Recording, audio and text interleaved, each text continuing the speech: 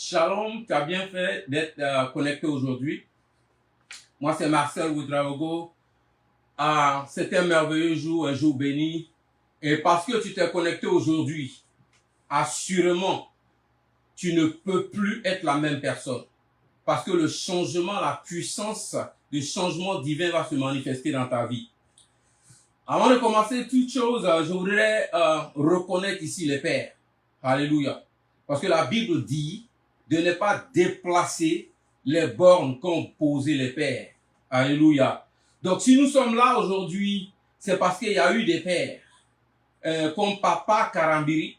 Voilà, je ne peux pas commencer sans commencer par lui.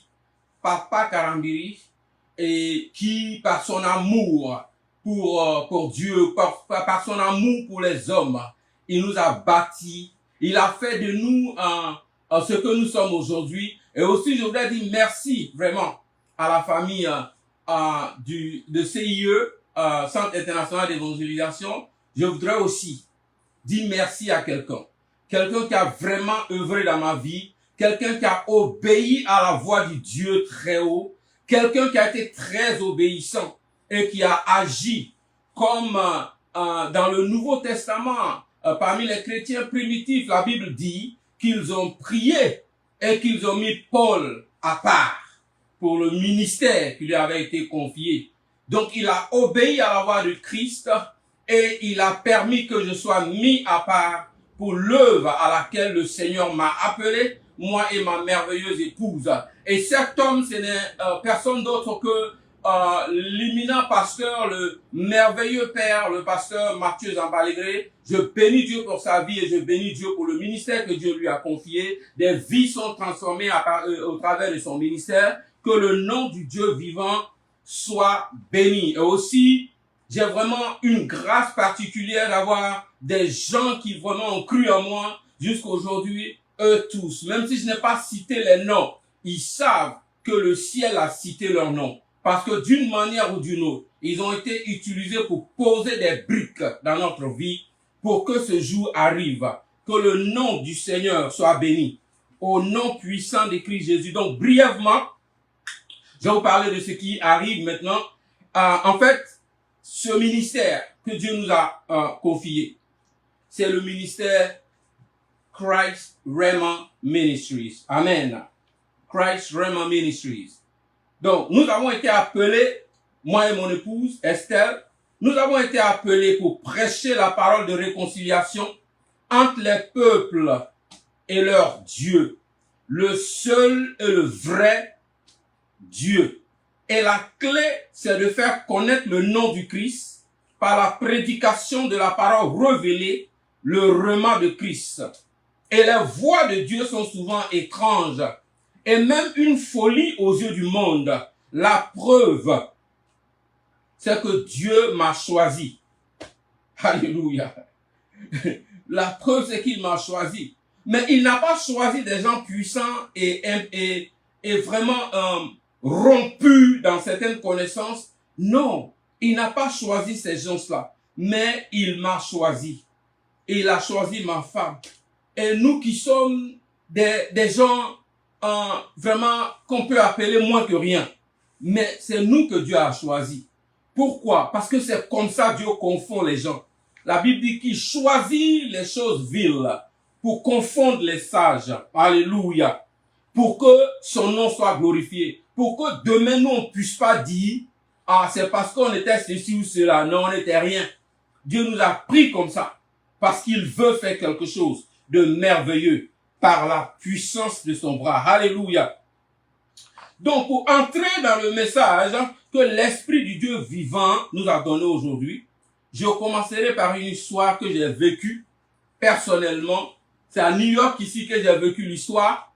Et c'est particulièrement dans un lieu à downtown New York qu'on appelle Houston Lafayette. Ça s'écrit Houston comme la ville Houston. Mais à New York ici, la rue, on l'appelle Houston.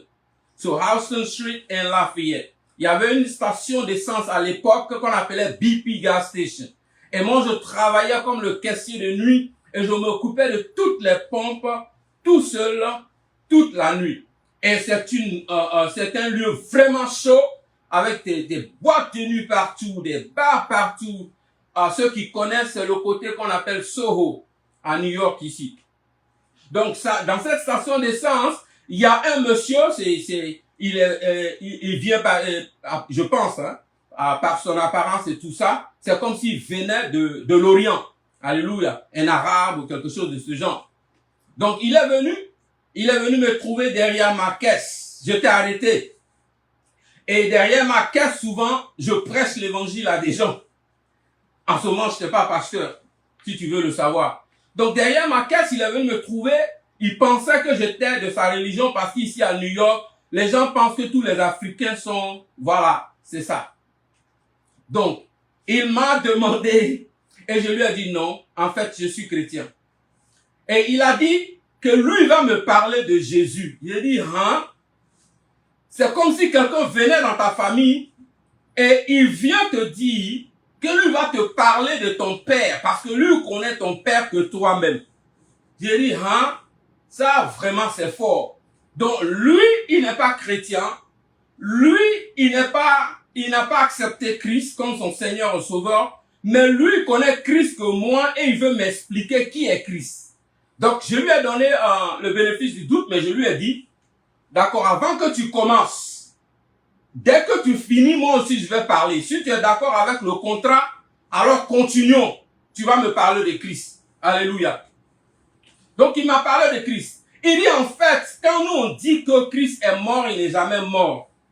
Il dit que non, au moment où on poursuivait Christ, là, les gens couraient après lui, là. Il dit que brusquement, Dieu a, il a aveuglé un peu les gens, si vous voulez utiliser le terme. Et qu'est-ce qu'il a fait? Il a changé le visage de Jésus. C'est ce qu'il dit. Et comme il a changé le visage de Jésus, non, en fait, pas changé le visage de Jésus, il a changé le visage d'un de ses disciples qu'il a amené à ressembler à Jésus. Donc, c'est comme si ce disciple-là, Dieu a pris l'image du visage de Jésus, a mis sur son visage. Et que celui-là, maintenant, quand les gens ont vu, ils ont pensé que c'était Jésus et ils faisaient référence à Judas. Ils pensaient que c'était Jésus et ils l'ont battu à mort. Alors que Dieu avait enlevé Jésus. Voilà sa version. Et moi, je dis, ah bon, c'est ce que tu penses, est-ce que je peux parler maintenant? Il dit oui. Je dis, en fait, le Dieu dont tu parles là, je me reconnais pas dans ce Dieu-là. Parce que le Dieu que tu parles là, il ressemble à un Dieu menteur. Il ressemble à un Dieu qui mélange les gens. Voilà, moi, mon Dieu ne peut pas faire croire au monde que Jésus est mort ressuscité pendant plus de 2000 ans et nous sommes en train d'être dans le faux. Mon Dieu n'est pas comme ça. Parce qu'il a la puissance. Il est le Dieu suffisant. Il est le Dieu tout-puissant. Il s'appelle le El Shaddai. Il n'a pas besoin de mentir aux hommes pour manifester son plan. Il n'a pas besoin de me tromper. Ce qu'il veut faire, il dit avant de le faire. La preuve, il y a près de 2300 prophéties dans la Bible. Et les experts, les gens disent que 2000 déjà ont été accomplis. 2300, 2000 ont été accomplis. Il y a 300 encore qui vont se manifester. Donc quand Dieu veut faire quelque chose là, il te dit à l'avance. Même la crucifixion de Christ, il l'a dit à l'avance. Il a dit, les démons savaient que c'est ce qu'il allait faire. Le diable savait que c'est ce qu'il allait faire. Parce qu'il n'est pas un Dieu pour mentir, ni un fils de l'homme pour se repentir. Et il a dit même dans, je crois que c'est Ésaïe 45, 19, que Dieu là, quand il a parlé là, il n'est pas allé dans un lieu ténébreux pour parler. Il n'a pas chuchoté quelque part parce qu'il avait peur de quelqu'un. Il parle et il fait. Donc s'il dit que son Christ est mort, qu'il allait à la croix, qu'il a été crucifié, qu'il est mort, qu'il allait au tombeau, qu'au troisième jour il est ressuscité, et que lui, par sa résurrection, il y a d'autres personnes qui ont été ressuscitées avec lui, et que par sa mort et sa résurrection, que celui qui dit oui à Jésus, que lui, il ne va pas connaître la mort éternelle, il va connaître la vie éternelle. S'il l'a dit, c'est que c'est vrai. Mais le Dieu dont toi tu parles là, c'est un Dieu menteur, un Dieu trompeur. Et moi, je me reconnais pas dans ce Dieu-là. Alléluia. C'est ce que je lui ai dit. Il était troublé. Il était troublé. Et voici ce qu'il m'a dit. Ok, que lui il arrive, hein, il va quelque part et puis il revient. C'est ce qu'il a dit. Alléluia. Mais il n'est plus revenu pendant longtemps. Et un jour il est apparu, il m'a posé la question. Il dit, j'ai une question pour toi. Il dit quoi? Il dit, tu es pasteur ou bien tu vas dans l'école des pasteurs? Il dit, non, je ne suis pas pasteur. Je ne vais pas dans l'école des pasteurs. Je suis le fils du Dieu vivant. Alléluia. Je suis le fils du Dieu vivant. Alors pourquoi je te raconte cette histoire? Je te raconte cette histoire parce que Dieu, il est le Dieu vrai. Ce qu'il a dit, il le fait. Il n'a pas peur de quelqu'un, il n'a pas peur d'un humain. Il y a la puissance dans sa parole. Alléluia.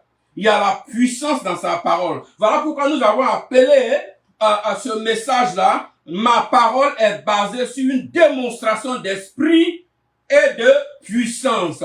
Et nous allons lire dans 1 Corinthiens 2 à partir du verset 4. Alléluia. 1 Corinthiens 2 à partir du verset 4. Et ma parole et ma prédication ne reposaient pas sur la sagesse, mais sur une démonstration d'esprit et de puissance, afin que votre foi fût fondée sur la sagesse, il dit, afin que votre foi fut fondée non sur la sagesse des hommes, mais sur la puissance de Dieu. Alléluia. Alléluia. La parole qui est prêchée, et je vais vous dire en même temps, parce que c'est comme je dis, on a été appelés des gens vils, on se considérait pas, mais Dieu dit c'est ça qu'il veut. Il veut travailler avec ça, faut pas t'inquiéter. Parce que ce n'est pas notre puissance, ce n'est pas notre force, c'est lui-même. Alléluia. Parce que c'est lui, toute parole qui va sortir de sa part, même si tu es dans la maladie, même si tu es dans une prison quelconque, je déclare que la parole de Dieu vient avec esprit et puissance et détruit toute forme de choses qui n'appartiennent pas à Dieu dans ta vie au nom de Jésus. Alléluia. Cela est vrai et restera vrai. Parce que la parole de Dieu ne revient pas à lui sans avoir fait sa volonté. Alléluia. Donc parce que tu as connecté aujourd'hui. Et d'abord même je m'arrête un peu, je te dis. Est-ce que tu as partagé la vidéo? Est-ce que tu penses à quelqu'un à quelqu'un que tu veux bénir? Est-ce qu'il y a des gens dans ta famille qui connaissent pas Jésus encore? Est-ce que tu as des amis qui connaissent pas Jésus encore? Alors, si tu veux faire du bien à quelqu'un, partage cette vidéo. Partage cette vidéo. Alléluia. Et tu vas bénir quelqu'un. Et le royaume de Dieu sera béni à cause de toi. Alléluia. Merci Seigneur. Merci Seigneur. Donc, Jésus est la parole. Il est la parole lui-même. Faite chair. Alléluia. Pour dire que Jésus est puissant. Pourquoi on dit que ma parole est basée sur la démonstration d'esprit et de puissance? Regardez d'abord, Dieu dit que Jésus est la parole. Alléluia. Jésus est la parole. Il est la parole faite chair. Et nous savons que par la naissance de Jésus, c'était démonstration d'esprit et de puissance. L'ennemi s'est levé, le monde des ténèbres s'est levé, ils ont voulu mettre fin à Jésus parce qu'ils ont senti quelque chose dans l'atmosphère. Mais avec démonstration d'esprit et de puissance, il ne peut pas mettre la main sur Jésus. Pendant la vie de Jésus, nous avons vu la démonstration, nous avons vu les signes et les prodiges. C'est la parole faite chair qui se manifestait comme ça. Parce que là où il y a la parole de Dieu, là-bas il y a transformation. Là-bas il y a des prisonniers qui sont libérés. Là-bas il y a des aveugles qui voient. Là-bas il y a des maladies qui fuient. Là-bas il y a des vies qui sont restaurées. Ça c'est Jésus-Christ. Ça c'est la parole faite chair. Alléluia. C'est la parole faite chair. Donc il y a la puissance dans la parole de Dieu au nom de Jésus. Donc cette parole que nous prêchons n'est pas basée sur la sagesse des hommes. Ce n'est pas basé sur technique. De la manière dont Dieu a écrit dans la Bible, nous on fait sortir comme ça. Parce que ce n'est pas moi qui ai écrit. Ce n'est pas moi, c'est pas ma puissance. C'est la puissance de Dieu au travers de sa parole. Dans le livre de dans Jean 1, il est dit là-bas, au commencement, Dieu était la parole. Alléluia. Il a tout fait par sa parole. Donc c'est pas aujourd'hui encore ça va changer. Donc la parole qui sort, fais attention à la parole. Ne prends pas ça à la légère. Ne t'amuse pas avec ça. Ne dis pas c'est quelqu'un d'autre encore. On n'est pas sur Facebook pour faire entertainment.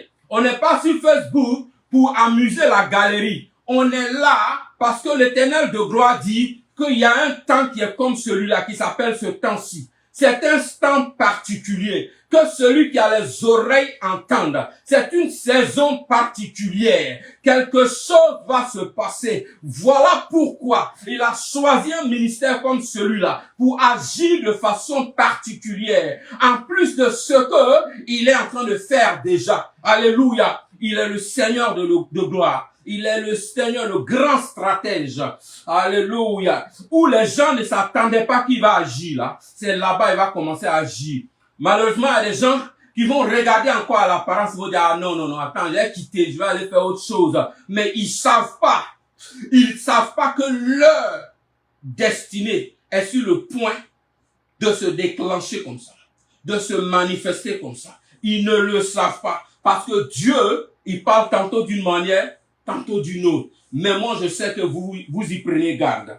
Au nom de Jésus-Christ de Nazareth. Donc, Jésus, par sa naissance, sa vie, sa mort, alléluia, il est venu avec le salut. Alléluia. Vous savez, le salut, le salut apporte quelque chose de puissant. Alléluia. Le salut apporte, il vient avec son lot de réconciliation. Et la réconciliation entraîne la paix, le shalom. Même dans les familles, quand il y a la réconciliation, qu'est-ce qui se passe? Il y a le shalom, il y a la paix qui vient, les gens sont contents. Mais pourtant, cette paix-là, Jésus a dit de cette paix-là, qu'il ne donne pas la paix comme ce que les hommes donnent. Parce que cette paix est temporaire, ce que les hommes donnent. Alléluia. La réconciliation apporte une forme de paix, mais c'est une paix qui est temporaire. Mais la réconciliation que Dieu envoie, la réconciliation dont Dieu parle, dont Jésus parle, c'est une réconciliation qui vient sur plusieurs formes. D'abord, ça entraîne le shalom. Parce que la réconciliation, c'est quoi? Je vois un peu l'image que Papa Karambiri représente. Il dit que la croix de Christ, là, il dit que sur le plan vertical, là, c'est la réconciliation avec le Père. Et maintenant, parce qu'il y a la réconciliation avec le Père, il y a maintenant une réconciliation avec les hommes, entre les hommes. Donc, s'il n'y a pas de réconciliation avec le Père, il ne peut pas avoir de réconciliation entre les hommes. Ce n'est pas possible. On se leurre, on se fout le doigt dans l'œil. Il faut d'abord cette réconciliation avec le Père. Alléluia. Merci Seigneur. Donc la réconciliation là, dans la réconciliation, il y a le salut. Alléluia. Et le salut là, ça se manifeste principalement comme ça en trois formes. Il y a une forme, alléluia, c'est que, par exemple, quand tu es en danger, quand tu vas être dans un accident, Dieu peut envoyer par exemple des anges qui vont venir bouger la voiture, faire des choses et tu seras tiré de la mort. C'est un exemple. Par exemple, dans la maladie, le salut vient comme ça et puis ça manifeste cette forme-là, te sauver de la maladie, te sauver de la mort, te faire sortir de la force. Si tu es dans une force financière actuellement, tu es dans une force de la maladie, parce que tu entends cette parole. Si tu acceptes cette parole, quand le salut va venir, ça va venir te sortir en même temps de cette force, ça va te faire sortir de cette maladie. C'est de ce salut-là qu'on parle. Mais quand il vient te faire sortir, la Bible dit que lui ne nous sauve pas pour nous laisser comme ça. Quand il nous sauve, il nous donne toutes choses en même temps avec Christ. Alléluia. Donc, il y a le deuxième élément qui vient, c'est qu'il vient restaurer. Alléluia. Le salut vient avec la restauration. Le salut vient avec la restauration. Si tu veux apprendre plus à propos de la restauration, tu peux aller dans Joël 2, verset 28. Même commencer à partir du verset 21 et continuer à lire. Tu vas apprendre un peu à propos de la restauration. Là où il y a des choses qui ont bouffé ta santé, manger tes biens, manger tes relations. Quand Dieu vient avec le salut, il vient restaurer aussi. Il vient restaurer. Si c'est des voleurs qui ont volé, des voleurs spirituels, la Bible dit, il va s'assurer pour que le voleur rembourse 7 fois. Alléluia. Donc c'est ça la restauration. La restauration qui vient dans le package de salut de Dieu. Alléluia. Donc quand il y a la réconciliation, il y a le salut. Et quand il y a le salut, tu es sauvé de la force, il y a restauration. Et après la restauration, il y a quoi? Il y a le troisième élément que je vais citer, c'est que Dieu vient pour préserver. Quand il t'a sauvé, quand il a restauré, il préserve. C'est pourquoi Dieu dit que lui ne permettra pas qu'on t'arrache de sa main, il ne permettra pas que l'ennemi t'arrache de sa main. Si tu dis oui à la réconciliation avec Dieu, alors il te sauve, il restaure, il s'assure que tu sois préservé, il s'assure que ce qu'il t'a donné soit préservé. Ça, c'est Dieu pour toi. Il ne vient pas te sauver et puis te laisser dans la rue. Quand il te sauve, il s'assure qu'au moins ces trois éléments soient remplis. Prochainement, cela va faire l'objet d'un autre message, seulement le salut, et vous allez voir comment il y a la puissance dans ce que Dieu dit. Alléluia. Pendant que je parle, il y a des choses qui s'opèrent dans vos vies. Ça, c'est indéniable. Ça, c'est indéniable. Parce que ça ne vient pas d'un homme, ça vient de Dieu lui-même. Alléluia. Merci Seigneur. Merci Seigneur. N'oublions pas, il est le médiateur. Et comment est-ce que tout cela se passe? Nous l'avons dit, c'est Christ. C'est Christ le médiateur, comme la Bible le dit. C'est lui le médiateur. Il a dit dans 1 Timothée 2,5 que Christ est le médiateur. Car il y a un seul Dieu et aussi un seul médiateur entre Dieu et les hommes, Jésus-Christ. Alléluia. Aussi il ajoute, Jésus lui dit, ça c'est dans Jean 14, verset 6, il dit, Jésus lui dit, je suis le chemin, la vérité et la vie, nul ne vient au Père que par moi. Alléluia. C'est le seul chemin, ça peut paraître foolish. Je reviens un peu dans l'histoire que j'ai racontée à propos de ce monsieur qui m'a dit qu'il va me parler de Jésus. Pourquoi ils ont inventé cette histoire? Parce que ce que Dieu fait est toujours, ça se présente toujours comme une folie pour les hommes. Ça se présente toujours comme une forme de folie pour les hommes. Alléluia. C'est ça, les choses de Dieu. Comment est-ce que Dieu va mourir? C'est ce qu'ils se disent. Comment est-ce que le Fils de Dieu va mourir? D'abord même, ils discutent que Jésus n'est pas le Fils de Dieu. Comment est-ce que Dieu va avoir un fils? Mais vous dites que Dieu est tout puissant. Vous dites que Dieu, là, il peut tout faire. Mais pourquoi quand on dit qu'il a un fils, vous dites que non, il peut pas avoir un fils? Donc, votre Dieu, là, ne peut pas tout faire. Mais moi, mon Dieu, la bonne nouvelle, c'est que il peut tout faire. S'il dit qu'il a un fils, c'est qu'il a un fils. Alléluia. S'il dit que le moyen pour que toi et moi on soit sauvés, c'est pour qu'il meure, qu'il soit d'abord à la croix, qu'il soit humilié, qu'il soit insulté, qu'il soit craché dessus, et qu'il soit mort, qu'il parte dans la tombe, qu'il soit ressuscité, que c'est le moyen pour le salut du monde, c'est qu'il peut le faire, c'est qu'il l'a fait. Alléluia. Il l'a fait. Il l'a fait, alléluia. Mais c'est une folie pour le monde. Le monde ne peut pas comprendre ça. Ça dépasse l'imagination du monde. Mais la bonne nouvelle, c'est que toi et moi, Dieu nous a révélé cela. Voilà pourquoi nous pouvons même dire que Jésus-Christ est Seigneur. C'est par l'Esprit du Dieu vivant. Amen. Alléluia. Mais regardez un peu, Dieu est patient. Dieu est patient. Dieu est patient. Il y a une histoire que Dieu il a attiré mon attention sur une histoire. C'est l'histoire de Jacob et de Laban, son oncle trompeur. En anglais, on dit crook. C'est un vrai crook. C'est un vrai trompeur, Laban. Mais Jacob pensait que lui aussi, il avait des techniques. Il allait tomber sur plus dangereux, même si je peux le dire. Donc, c'est leur histoire. Jacob et Laban. On va pas lire, mais je peux vous donner le passage, c'est dans Genèse 29 à partir du verset 9, vous pouvez lire, où Jacob a rencontré Rachel, il a vu qu'elle était très jolie, il voulait d'elle et tout ça, donc maintenant il a approché le père de Rachel qui se trouvait être son oncle, il a demandé un mariage et lui-même il a proposé le deal, il dit qu'il va travailler comme il n'a rien, il va travailler 7 ans gratuitement pour l'oncle et là maintenant il va avoir Rachel. L'oncle dit oui, il n'y a pas de problème et tout ça. 7 ans, il a dit, il n'y a pas de problème. Quand le temps était venu maintenant pour prendre Rachel pour femme, l'oncle l'a trompé. Il a envoyé la grande sœur Léa et il a switch pendant la nuit noire. Alléluia. Dans le lieu, bon voilà.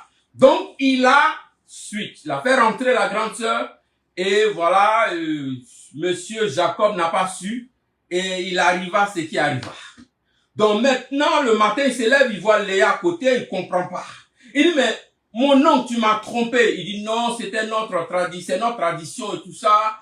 Mais tu m'as pas parlé de cette tradition pendant qu'on scellait le deal. Ah, mais tu devrais savoir, tu es mon neveu, donc tu devrais connaître la tradition. C'est ce qui est sûr, c'est la tradition, voilà, c'est ce qui est là. Donc maintenant, si tu es d'accord, tu travailles 7 ans encore, on va te donner, bon voilà, c'est ça.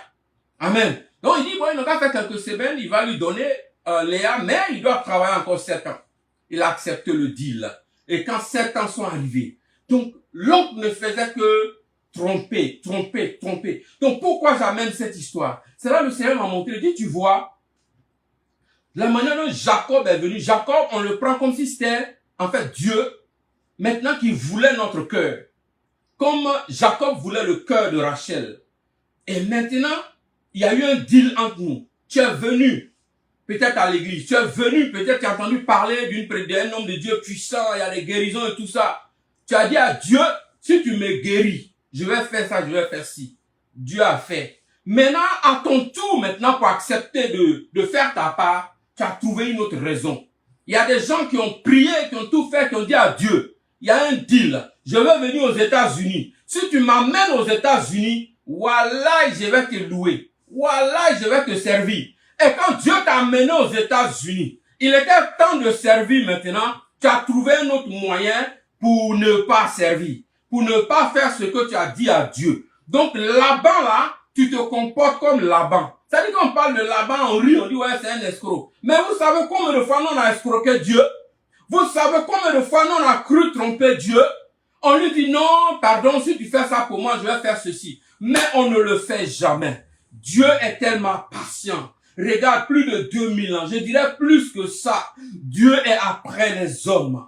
Il fait ceci, il croit que bon, en leur donnant ceci, ils vont faire ça. Il leur donne tout. Il leur donne des richesses. Il leur donne ceci et cela. Il les guérit. Il les délivre des mains de l'ennemi. Et les hommes promettent des choses et des choses. Ils n'ont jamais rempli leur part de contrat. Mais Dieu est toujours puissant et comme patient. Toujours patient. Comme il a été patient derrière moi. Comme il a été patient derrière nous. Et il est encore patient aujourd'hui. Jusqu'à ce que tu entendes encore cette parole. Alléluia. Jusqu'à ce que tu entendes encore cette parole. Cette parole qui est remplie d'esprit et de puissance. Cette parole qui est sortie, pas seulement pour te guérir, pas seulement pour te sauver, pas seulement pour restaurer, pas seulement pour préserver, mais cette parole qui est sortie pour montrer le cœur de Dieu, qu'il t'aime tellement, qu'il est prêt à tout faire. Il est patient à t'entendre quelque part jusqu'à ce que finalement tu dises oui. Jusqu'à ce que finalement tu acceptes le deal de la réconciliation. Quel père ne veut pas que son fils revienne? Quel père ne veut pas te réconcilier avec ses enfants? Oui, Dieu est ce père-là. Il est le meilleur, il est le bon papa. Il n'y a pas de défaut en lui. Il n'y a aucune ombre de variation en lui. Ce qu'il a dit qu'il va faire, il le fait. Alléluia. Il est ce Dieu-là qui parle à ton cœur aujourd'hui. Toi seul, tu sais le deal qui était entre toi et puis le Père. Quand il a manifesté sa parole de puissance, quand il t'a sorti de telle ou telle puissance, mais il y a quelque chose que tu lui as promis. Souviens-toi de cette chose. Souviens-toi de cette chose. Alléluia. Donc nous parlons de la parole de réconciliation, mais avec esprit et puissance.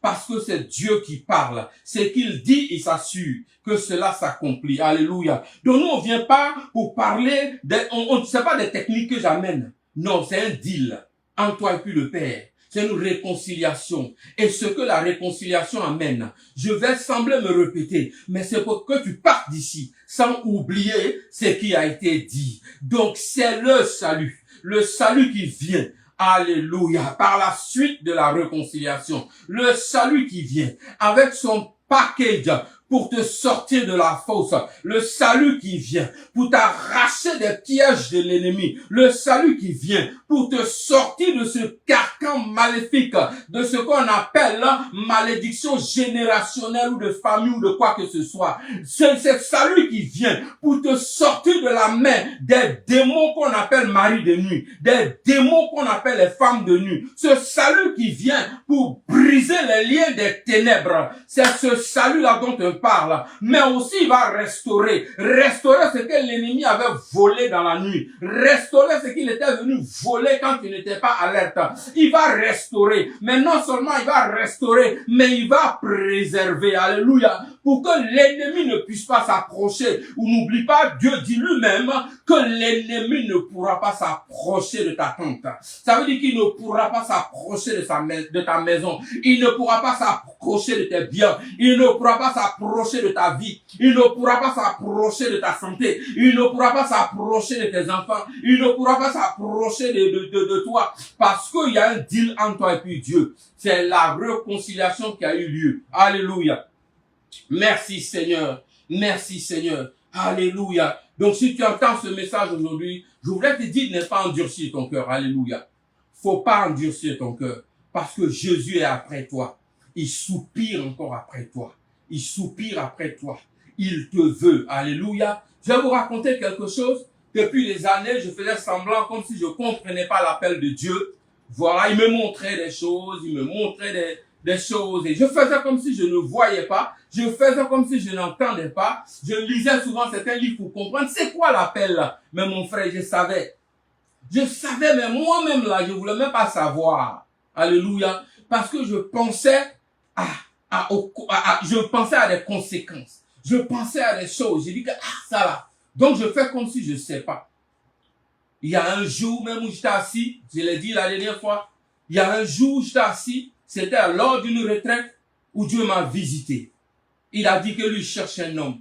Ézéchiel 22:30. Et vraiment, quand il m'a visité, j'étais vraiment touché.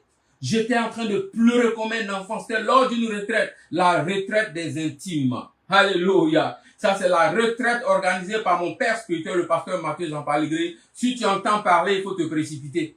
D'ailleurs, même, il y a une retraite qui vient bientôt, c'est au Canada. Donc, tu peux appeler, tu peux vraiment te renseigner, ça va te bénir. Donc, lors d'une retraite, je reviens là-dessus, le Seigneur m'a visité. Il y a l'onction de Dieu qui est venue sur moi. Et il m'a donné ce passage, il m'a dit qu'il veut que j'aille et que j'enseigne, que j'amène les gens à connaître le nom du Christ. Alléluia. Que j'amène les gens à connaître le nom, son nom. Alléluia. Parce que dans ce nom-là, il y a la puissance. Dans ce nom-là, il y a la réconciliation. Dans ce nom-là, il y a la délivrance. Dans ce nom-là, il y a la vie éternelle. Mais si les gens ne connaissent pas ce nom, ils ne peuvent pas savoir. Alléluia. Donc, quand il m'a donné cela, je voulais même pas en parler. Parce que je voulais pas que les gens disent, hey, ça c'est l'appel. Je voulais même pas en parler. Mais c'est dans ce temps que ces choses ont commencé à revenir. Ça a commencé à revenir. Plus beaucoup de choses, même dans ma jeunesse, que Dieu m'avait montré. Il a commencé à rafraîchir ma mémoire sur ces choses. Depuis longtemps, il était après moi. Mais il n'était pas après moi. Il ne disait pas que non, il m'a préparé pour un moment comme celui-ci. Il m'a rassuré en me disant, tu n'es pas en retard en fait. C'est moi qui ai permis cela parce qu'il y a un moment qui s'appelle comme celui-là et le moment est arrivé pour toi maintenant de commencer. Tu n'es pas en retard. Comme beaucoup d'entre nous, si tu penses que tu es en train d'avoir des remords, ce n'est pas de Dieu. Dieu ne donne pas de remords. Dieu vient seulement pour allumer une flamme en toi, pour que tu te donnes le désir, pour que tu saches qu'il a besoin de toi, qu'il y a un temps qui est arrivé. Donc si tu entends, faut pas endurcir ton cœur. Si tu es sauvé et qu'il y a une mission que Dieu veut te donner, n'endurcis pas ton cœur. Si tu ne connais pas encore Christ, n'endurcis pas ton cœur. Parce qu'il a dit que lui, il est le chemin, la vérité, il est la vie. Et que nul ne peut pas voir Dieu sans lui. Alléluia. Oh, alléluia. Je connais un frère en Christ. En ce moment, il n'était pas chrétien, il était musulman. Donc, on parlait de Dieu, tout ça. Et un jour, il m'a raconté un de ses rêves. Il m'a dit que il devait être dans un accident ou quelque chose de ce genre, et il a crié Jésus, et Dieu est venu à son secours. Souvent, il était musulman, faisait leurs sacrifices et toutes ces choses-là. Qu'il a crié Jésus. Maintenant, c'est à la longue, il m'a expliqué qu'en fait, quand il était un petit garçon, il avait accepté Christ. Mais il comprenait pas grand chose à tout ça. Mais il a grandi dans une famille musulmane et tout. Donc, il était vraiment fervent musulman. Et quand il a crié Jésus, qu'il a été libéré, lui-même, il était étonné. Il dit, comment lui comme ça? Il va dire le nom de Jésus dans son rêve et puis il est sauvé. Alléluia. Et on a prié. Quelque temps après, lors d'un voyage, il a fait un accident où ils étaient 3 dans la voiture, 2 autres sont partis et lui seul, il est resté en vie. Alléluia. Parce que Dieu avait besoin de lui. Et avant cela, j'avais prophétisé sur sa vie. Je lui disais qu'il y a un seul Dieu. Il y a un seul Dieu. Il n'y a pas 2 dieux. Il y a un seul Dieu. Mais ce Dieu-là, il faut d'abord accepter qu'il a donné son fils, qu'il est mort, il est mort à la croix, il a été ressuscité, et que maintenant, il est dans les lieux célestes, et que grâce à lui, on peut voir le Père. Il a dit non, Jésus n'est pas mort, lui n'accepte pas, mais que c'est le même Dieu. Il dit non, ça peut pas être vrai, parce que le Dieu que moi je connais a dit que Jésus est mort. C'est ce Dieu-là qui est le vrai Dieu. Donc, et je lui ai dit qu'un jour il va servir mon Dieu. Il va être un serviteur du Dieu très haut. Il a rigolé. J'ai dit, tu peux rire. Mais ce que je suis en train de te dire, c'est une prophétie. Aujourd'hui où je vous parle, il aime Dieu comme pas possible. Souvent, il rappelle ça et puis on rigole. Mais Dieu n'est pas pressé. Comme aujourd'hui encore, tu entends la voix de Dieu. Dieu te dit, tu vois, il n'est pas pressé. Il est encore là. Il tape à la porte. Il te dit qu'il est là. Il te dit qu'il t'aime. Il te dit qu'il y a une mission pour toi. Il te dit que tu n'es pas encore sauvé, mais il a besoin de toi. Ne dis pas, je suis né dans une famille chrétienne. Non, c'est pas de ça qu'on parle. On parle ici. Est-ce qu'un jour tu t'es arrêté et tu as dit, Seigneur Jésus, je te donne mon cœur. Est-ce que tu l'as déjà fait? Est-ce qu'un jour tu t'es arrêté et tu as fait cette réconciliation avec Christ? Ou bien tu te bases sur la religion de tes parents? Ou bien tu te bases sur l'engagement de tes parents? Non, c'est un engagement personnel. C'est un engagement entre toi et puis le Dieu très haut. Alléluia. C'est de ça qu'on parle. Si tu l'as fait, alors Dieu soit loué. Si tu l'as pas encore fait, aujourd'hui encore le moment. Pendant qu'on parle, ne me laisse pas finir. Commence déjà à initier cette réconciliation. Dis, papa, je suis prêt. J'ai entendu ta parole. Ça brûle comme ça dans mon cœur. Et je suis prêt pour cette réconciliation. Je te veux comme mon Seigneur Sauveur. Viens dans mon cœur. Oh, papa, je me souviens, quand toi et moi, on avait fait ce deal, je n'ai pas respecté. Mais aujourd'hui, je prends la décision que je réponds oui. Alléluia. Faire ceci comme moi, j'ai dit oui. Alléluia. Quand j'ai entendu l'appel, j'ai tremblé. Ah, j'ai tremblé. J'ai dit, what? Non, j'ai tremblé. Mais après, quand j'ai dit oui, oh, la paix de Dieu. La paix de Dieu qui transcende, qui dépasse toute forme d'entendement humain. Cette paix va t'envahir si tu dis oui. Parce que ce n'est pas de ta force, ce n'est pas ta force, ce n'est pas ton intelligence, c'est par l'Esprit du Dieu très haut. Alléluia. Donc, nous allons nous arrêter là aujourd'hui. Mais je te donne l'occasion à toi. C'est comme je l'ai dit, si tu as besoin vraiment de donner ta vie, si tu veux pas le faire maintenant, si tu sais pas comment le faire, tu peux nous contacter. Nous avons un numéro, c'est le 646, le 318, 36 57. Donc, si tu es à l'étranger, si tu es en dehors des États-Unis, tu peux mettre l'indicatif qui est le 1 et tu pourras nous joindre. Et il est bon de nous écrire sur WhatsApp et là c'est facile, même si on peut pas te prendre directement, on pourra te revenir toujours. Alléluia. Donc on a aussi un contact et le contact c'est contact @christraymond.com. Donc contact, mais il n'y a pas de E, c'est CONTACT. Contact voilà, Christ, comme Christ, quoi. Et puis tu ajoutes Rema qui est RHEMA.com. Alléluia. Donc le numéro encore c'est 646 318 36 57. Tu peux nous joindre si le message t'a touché, si tu as des témoignages, tu peux nous écrire tu peux nous faire savoir cela. On sera très content de partager ça prochainement. On sera content de prier avec toi si tu as des sujets de prière. Que Dieu te bénisse et shalom, shalom, shalom. Merci Seigneur.